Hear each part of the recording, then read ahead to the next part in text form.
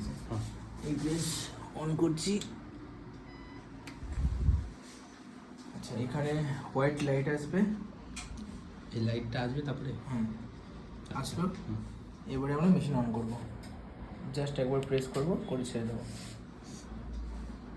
এই মেশিনটা অন হতে একটু সময় লাগবে, মোটামুটি 1-2 মিনিট, 1-1.5 মিনিট।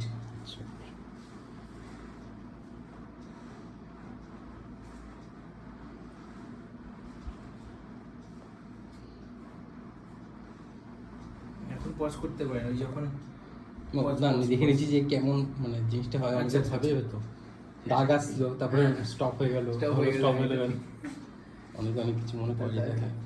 দেখেই না ডিটেলস। এইটা ফুল হবে 2 মিনিট হবে ম্যাক্সিমাম ভিডিওটা। একটু বসলাম। হ্যাঁ হ্যাঁ বস, সারাদিন কষ্ট করে।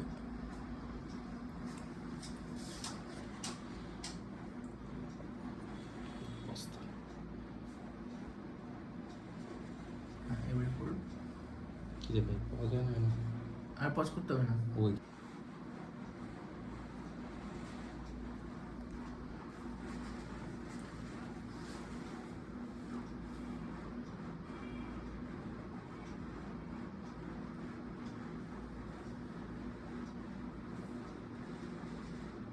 আচ্ছা, এবারে একটা সাউন্ড আসবে, আর এইটাকে ক্যান্সেল করে দিতে হবে। এটাকে আপাতত ক্যান্সেল করতে হবে। এই যে সাউন্ডটা এলো, এবারে কাজ করা যায় মেশিন। মানে মেশিনটা সেট হলো। হ্যাঁ, মেশিনটা রেডি ফর ওয়ার্ক হলো। ঠিক আছে,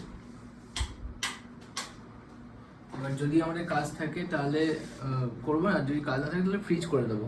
ফ্রিজ মানে হচ্ছে প্রোবের ফাংশন বন্ধ।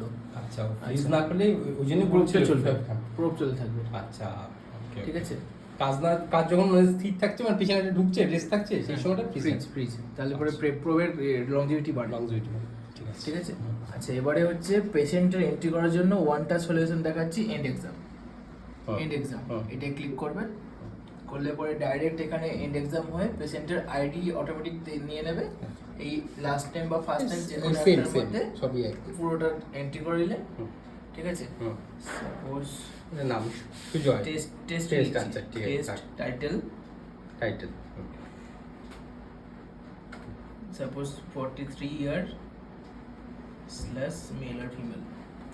ঠিক আছে। আর এটা যদি প্রেগন্যান্সি কেস থাকে এটা ওবি থাকবে, আর এখানে এলএমপি পুট করতে হবে। আচ্ছা, টুইন যদি থাকে এরকম কিছু? টুইন থাকলে হচ্ছে এই এইখানে অপশন থাকে তো? হ্যাঁ আছে, অপশন আছে। এই যে ফুটাস নাম্বার 2 দুটো, তার মানে অটোমেটিকই হতে থাকবে দুটোকে?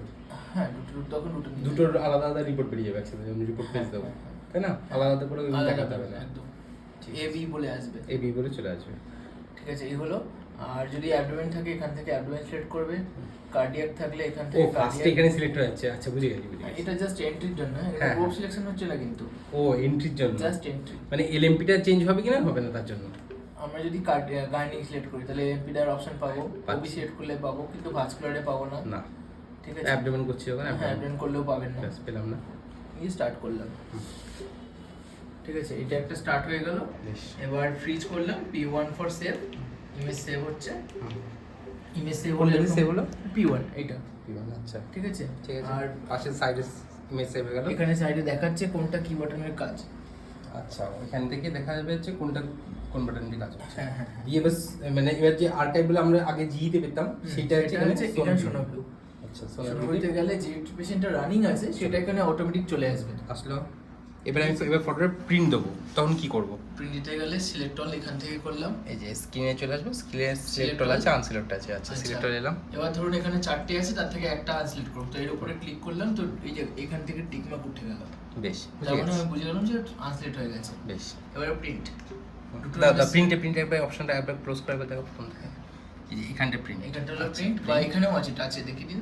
এখানে হ্যাঁ, প্রিন্টে চলে গেল। তো প্রিন্টে ক্লিক করলাম, করলে পরে এইখানে আমাকে সিলেক্ট করতে হবে কত কোনটায় দেবো। হ্যাঁ, আকফা 4, আকফা 6, আকফা 8, আকফা 9। ড্রাইভ এক্সপার্ট হচ্ছে ফুজি, এই যে ফুজি 4, 6, 8, 9 এটা লাগবে, ধরুন 6 এ দিলাম। দিয়ে প্রিন্টে ক্লিক করলে চলে যাবে।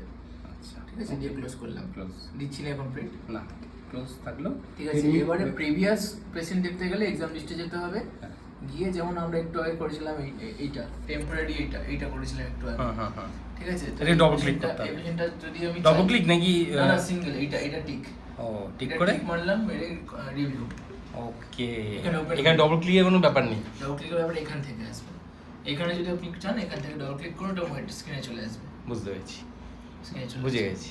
তার মানে ওই ডবল ক্লিকের ওই মানে আমাদের পেশেন্ট সিলেক্টের ক্ষেত্রে কোনো কাজ নেই, ওখানে একটাই সিলেক্ট করবো, একটাই select করবেন, কর্নারে review টিক করবেন। মার্কটা হ্যাঁ। করে নিয়ে ওপেন করতে হবে হ্যাঁ হ্যাঁ, বা রিভিউ করতে হবে। রিভিউ করতে হবে। একবার একটু ব্যাকে গিয়ে একবার দেখি থাক একটু। সোনোভিউতে গেলাম, হুম এক্সাম লিস্টে গেলাম, হুম, গিয়ে এইখান থেকে এই বক্স টিক মার্ক করতে হবে, হুম। ঠিক আছে? যে পেশেন্টের সাপোজ আমি এই টেম্পোরারি এটা দেখবো, তো এই বক্সটায় ক্লিক করলাম, করে রিভিউ করলে কি হবে, আমার ছবিগুলো আমার বড় বড় হয়ে আসবে, আমি দেখতে পাবো। হুম। আর কন্টিনিউ করলে আবার ওই পেশেন্টটা ওই স্টার্ট patient। হয়ে যাবে, ঠিক আছে? এই পেশেন্ট ধরুন পিভিআর পেশেন্ট, আবার কিছু ইমেজ সেভ করবেন, তো আপনি আবার এখানে সেভ করতে পারবেন। আর প্রিন্ট তো দেখে নিলাম। আচ্ছা, আর যদি আগের থেকে এন্ট্রি করে রাখা হয় সেক্ষেত্রে কি করে করা হবে, এন্ড এক্সাম করব, এখানে এন্ট্রি করা থাকবে, এখানে এন্ট্রি করা থাকবে নামগুলো, সিলেক্ট করব, করে কন্টিনিউ এক্সাম করব, ডাবল ক্লিক নয় কিন্তু। আরেকবার বলতে একবার- হবে, এটা আরেকবার বলতে হবে, ক্যান্সেল কর। হ্যাঁ, আচ্ছা, আগের থেকে যেগুলো ইমেজগুলো এন্ট্রি করা আছে নাম, এন্ট্রি ও নাম মানে ডাক্তার আসার আগে 4-5টা পেশেন্টের নাম এন্ট্রি করা হয়ে গেছে, তখন কোন দিক দিয়ে যাবো ফার্স্টে? এই একটা এন্ড এক্সাম এন্ড এক্সামে গেলাম, করে এইখানটাতে ও লিস্টে শো করবে, এখানে পপ থাকবে। হ্যাঁ। এবার আমি এখানে অপশনটা দিয়ে নিচে চলে আসবো, জাস্ট হ্যাঁ, এবার এখানে যে কোনো একটা সিলেক্ট করবেন যেটা দরকার, করে কন্টিনিউ এক্সাম করবেন। কন্টিনিউ। এটা করলে পরে আবার এখানে ওই আগেরগুলো চলে আবার আসবে, বড় আবার ছবি বড় সেভ ছবি। যাবে, হ্যাঁ। P1 দিয়ে হচ্ছে আমরা সেভ Save, করব, তাই তো? হ্যাঁ, এই যে সেভ হলো 4 নম্বরটা। এই যে এখানে সেভ হয়ে যাচ্ছে ব্যাপার, P1 দিচ্ছে, সেভ সেভ সেভ, নটার ছবি সেভ হয়ে গেল।